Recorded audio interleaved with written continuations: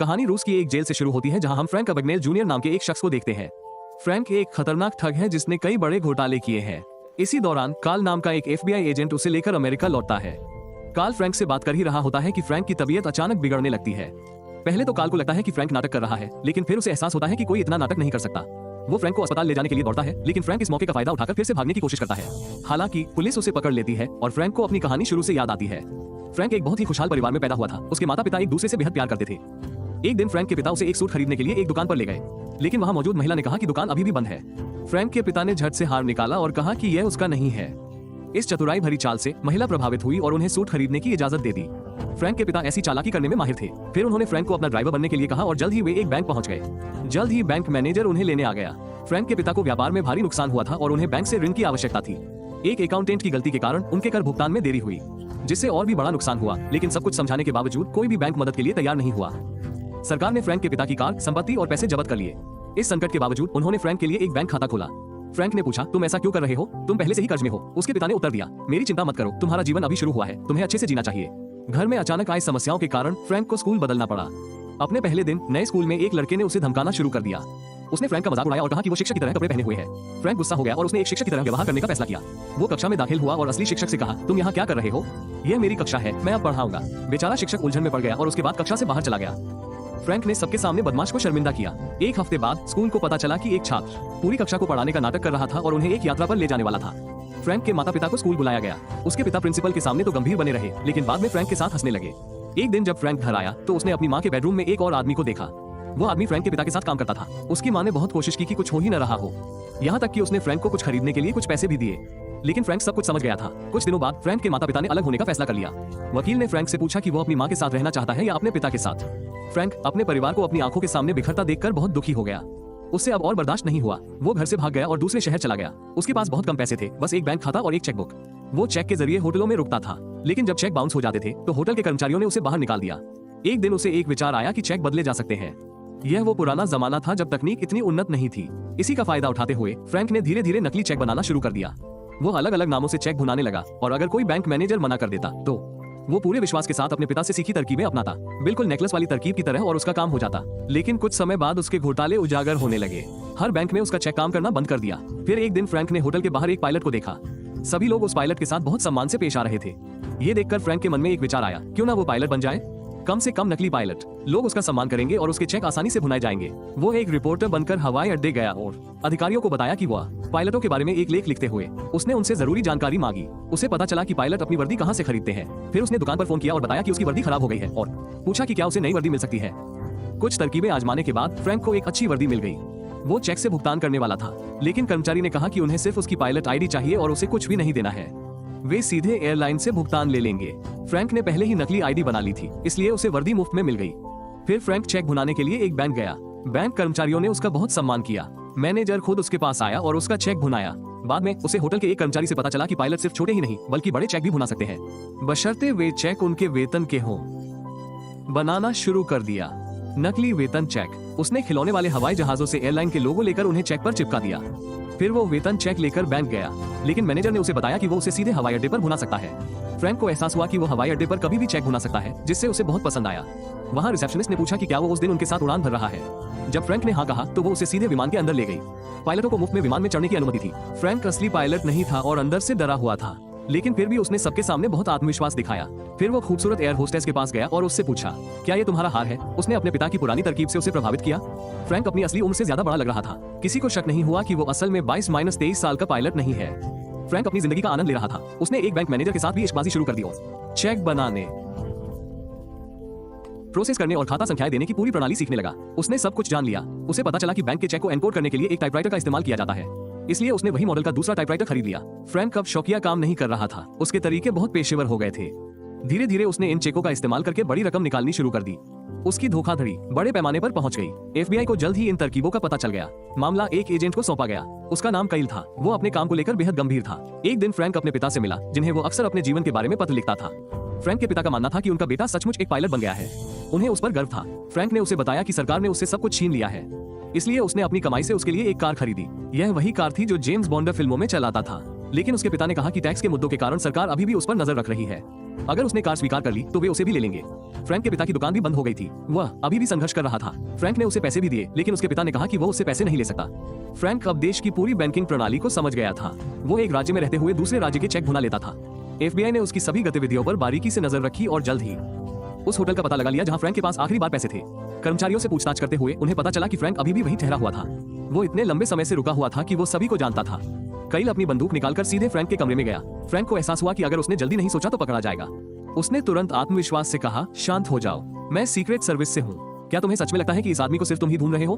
पूरी सरकार उसके पीछे है। काइल ने कहा, मुझे अपना पहचान पत्र दिखाओ। मुझे कैसे पता कि तुम सच कह रहे हो? फ्रैंक ने जवाब दिया, एक काम करो, मेरा पूरा बटुआ ले लो और सब कुछ ठीक से जांच लो। कॉल ने एक हाथ से बटुआ खोलने की कोशिश की। फिर फ्रैंक ने उससे कहा, देखो, हमारे आदमियों ने उस अपराधी को पहले ही पकड़ लिया है। हम तुमसे पहले यहाँ पहुंच गए। बाहर फ्रैंक एक अंधे पड़ोसी को कार में बिठा रहा था। दूर से काइल को लगा कि अपराधी सचमुच पकड़ा गया है। काइल को फ्रैंक की बात पर यकीन हो गया। फ्रैंक ने नकली चेक बनाने का सारा सामान उठाया और काइल से कहा कि वो सबूत नीचे ले जा रहा है। काइल ने उस पर पूरा भरोसा किया।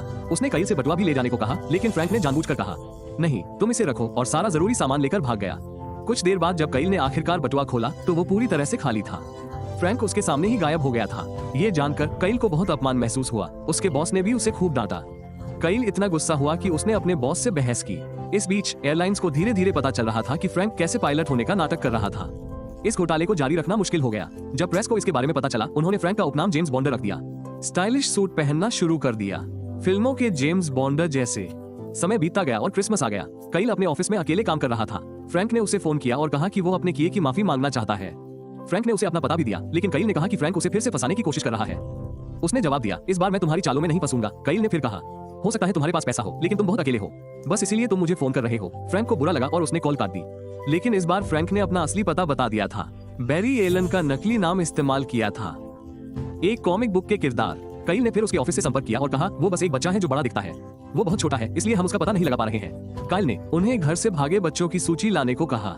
किसी ने जरूर अपने बच्चे के लापता होने की सूचना दी होगी। लंबी खोजबीन के बाद काइल फ्रैंक के घर पहुंचा।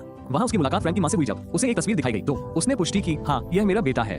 कॉल ने उसे बताया कि फ्रैंक बड़ी धोखाधड़ी में शामिल है और अगर उसे कुछ भी पता चले तो उसे पुलिस को सूचित करना चाहिए।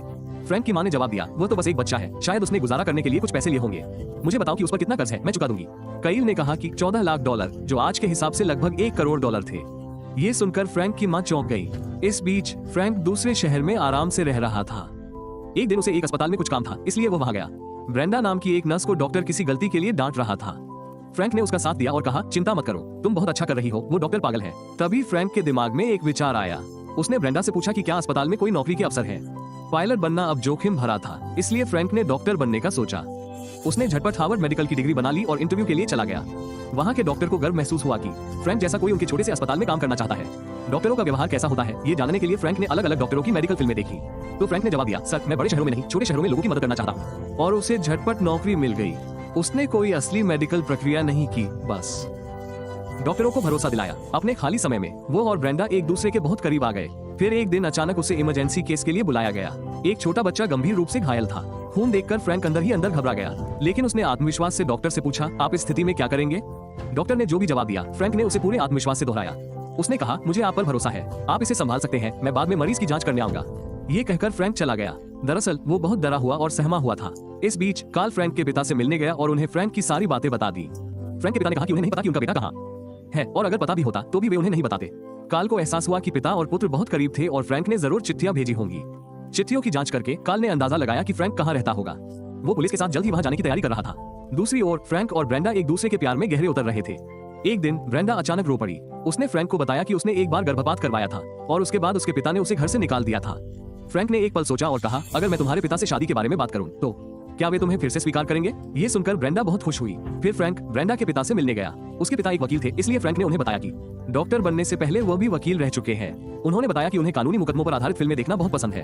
अपने आत्मविश्वास भरे शब्दों से उन्होंने घर में सभी को प्रभावित किया। ब्रेंडा के पिता ने उससे ईमानदारी से ये बताने को कहा कि उसके जैसा कोई उसकी बेटी में क्या देखता है। फ्रैंक ने जवाब दिया, मैं बस एक साधारण इंसान हूँ जो उससे सच्चा प्यार करता है। ब्रेंडा के पिता ये सुनकर भावुक हो गए। मुझे क्या करना होगा? अगर मुझे यहाँ वकालत करनी है तो? क्योंकि तुमने लॉ स्कूल से स्नातक किया है, इसलिए तुम्हें बस एक परीक्षा पास करनी होगी, उसके बाद तुम वकालत कर सकती हो। फ्रैंक ने वास्तव में उस परीक्षा की तैयारी की और उसे पास करके वकील बन गया। फिर कहानी वर्तमान में लौट आई जहां कार्ल ने फ्रैंक को गिरफ्तार किया था। कार्ल ने पूछा, तुमने वो परीक्षा कैसे पास की? फ्रैंक ने कहा, इससे क्या फर्क पड़ता है? अगर तुम मुझे पकड़ लोगे तो तुम मुझे अदालत में नहीं बल्कि जेल ले जाओगे। कहानी फिर अतीत में लौट गई जहां फ्रैंक ब्रेंडा के परिवार में घुल मिल गया। वो उससे शादी करने की तैयारी कर रहा था। फ्रैंक ने अपने पिता से मिलने की इच्छा जताई और उनसे कहा, सरकार ने हमसे जो कुछ भी छीना है हम उसे वापस ले लेंगे, फिर हम माँ को भी मना लेंगे और हमारा परिवार फिर से एक साथ हो जाएगा। उसके पिता ने उससे कहा, तुम्हारी माँ ने किसी और से शादी कर ली है। इससे फ्रैंक को गहरा सदमा पहुंचा। फिर उसके पिता ने कहा कि उन्हें भी फ्रैंक के अपराधों के बारे में पता है। ये सुनकर फ्रैंक चौंक गया और तुरंत वहाँ से चला गया। उस रात फ्रैंक ने काल को फोन किया और उससे कहा, मैं शादी करने जा रहा हूँ, मैं हमारे बीच जो कुछ भी हुआ उसे भूलना चाहता हूँ। अब फ्रैंक चाहता था कि उसके खिलाफ लगे सभी आरोप हटा दिए जाएं। काल ने जवाब दिया कि वो उसे कभी नहीं छोड़ेगा जब तक उसके पास नौकरी है। वह उसका पीछा करते हुए उसने कहा कि फ्रैंक ये सब करने के बाद भाग नहीं सकता। इसके बाद काल ने एक तरकीब सुझाई। वो जानता था कि फ्रैंक शादी के बाद अपना नाम नहीं बदल सकता। जब फ्रैंक डॉक्टर बना तो उसका नाम काल नहीं था, इसलिए काल ने हर जगह जांच का आदेश दिया।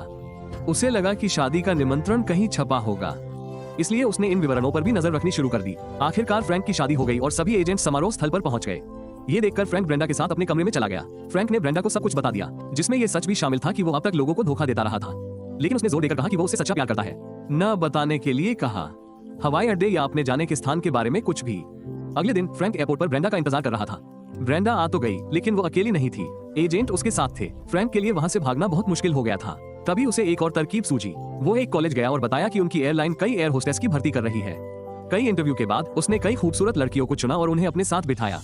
वो पायलट की वर्दी पहनकर एयरपोर्ट में दाखिल हुआ। सभी पुलिस वाले लड़कियों को देखकर विचलित हो गए। फ्रैंक आसानी से बाहर निकल गया। इसी दौरान फ्रैंक जैसा दिखने वाला एक लड़का कार लेकर एयरपोर्ट के बाहर खड़ा था। सभी FBI एजेंट उसे पकड़ने दौड़े। पकड़े जाने पर लड़के ने बताया कि उसे वहां खड़े रहने के लिए एक आदमी ने पैसे दिए थे। फ्रैंक बड़ी चालाकी से देश छोड़कर भाग रहा था। इसके बाद उसने अलग अलग देशों में कई बड़े घोटाले किए। आखिरकार फ्रैंक एक दूसरी जगह पहुंचा जहां वो चेक प्रिंट कर रहा था। काल ने अपने सीनियर से अनुरोध किया कि वे उसे वहां जाने दें ताकि वो फ्रैंक को गिरफ्तार कर सके, लेकिन उसके सीनियर्स ने मना कर दिया। उन्होंने कहा कि अगर वो उसे अपने देश में नहीं पकड़ सकता तो दूसरे देश में भी नहीं पकड़ पाएगा। इसके बाद काल ने फ्रैंक के बारे में और जानकारी इकट्ठा की। उसे पता चला कि फ्रैंक अब अपने चेक खुद छाप रहा था। काल जानता था कि फ्रैंक रूस में है, लेकिन रूस कोई छोटा देश नहीं है। उसे याद आया कि फ्रैंक की माँ एक छोटे से रूसी गांव से थी। थोड़ी खोजबीन के बाद उसे पता चला कि उस इलाके में एक प्रिंटिंग प्रेस भी है। क्रिसमस की पूर्व संध्या फिर से थी। जब काल वहां पहुंचा तो उसे फ्रैंक मिला। फ्रैंक ने कहा, चलो मैं तुम्हें सैर पर ले चलता हूँ, मेरे साथ बाहर आओ। काल ने उसे चेतावनी दी कि वह भागे नहीं वरना स्थानीय पुलिस उसे मार डालेगी। काल ने उसे आत्मसमर्पण करने के लिए कहा, ये कहते हुए कि वो अभी भी उसे बचा सकता है। फ्रैंक ने उसे अपने बच्चों के खाने की कसम खाने को कहा। काल ने कसम खाई और कहा कि वो सच कह रहा है। फिर फ्रैंक ने खुद को हथकड़ी लगने दी, लेकिन जब वो बाहर निकला तो वहाँ कोई नहीं था। एक पल के लिए फ्रैंक को लगा कि वो अपना दिमाग खो रहा है, लेकिन अगले ही पल कई पुलिस गाड़ियां आ पहुंची और अब कहानी वर्तमान में लौट आती है। काल और फ्रैंक अमेरिका पहुंचने वाले थे। तभी फ्रैंक ने कहा कि वो अपने पिता से बात करना चाहता है। काल ने भारी मन से जवाब दिया कि फ्रैंक के पिता बाथरूम में फिसलकर मर गए थे। फ्रैंक को झटका लगा और वो शौचालय में गया, जहां वो जोर जोर से रोने लगा। विमान के उतरने में बहुत कम समय बचा था। जब फ्रैंक फिर भी बाहर नहीं आया तो काल ने बाथरूम का दरवाजा तोड़कर देखा कि वो अंदर है या नहीं। तब तक फ्रैंक सिंक के स्क्रू खोलकर विमान के चौराहे पर फिसल गया था। लैंडिंग गियर खुलते ही वो वहां से भाग निकला। उसी रात वो अपनी माँ से मिलने गया। उसने देखा कि उसकी माँ एक नए परिवार में बस गई थी और उसकी एक छोटी बेटी भी थी। इस बीच काल को पता था कि फ्रैंक अपनी माँ के पास जाएगा, इसलिए वो फ्रैंक के घर पहुंचा और उसे गिरफ्तार कर लिया। फ्रैंक 19 साल से कम उम्र का था। काल चाहता था कि उसके साथ नाबालिग जैसा व्यवहार किया जाए, लेकिन सरकार इतने बड़े घोटाले के लिए कड़ी सजा चाहती थी।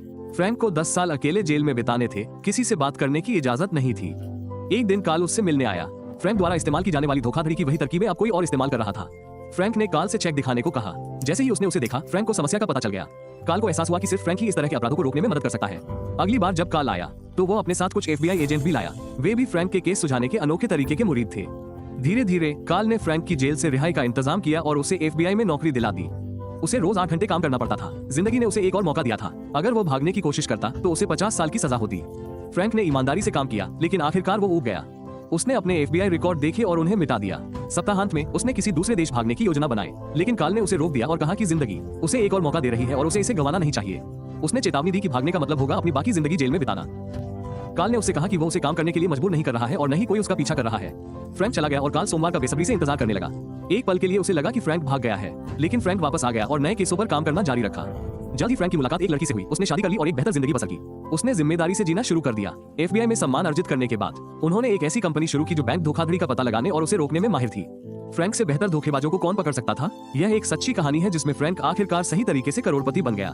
अगर आपको वीडियो पसंद आया हो तो इसे लाइक करें और भी स्पष्टीकरण वीडियो देखने के लिए चैनल को सब्सक्राइब करें। देखने के लिए धन्यवाद। अपना ख्याल रखना। अलविदा।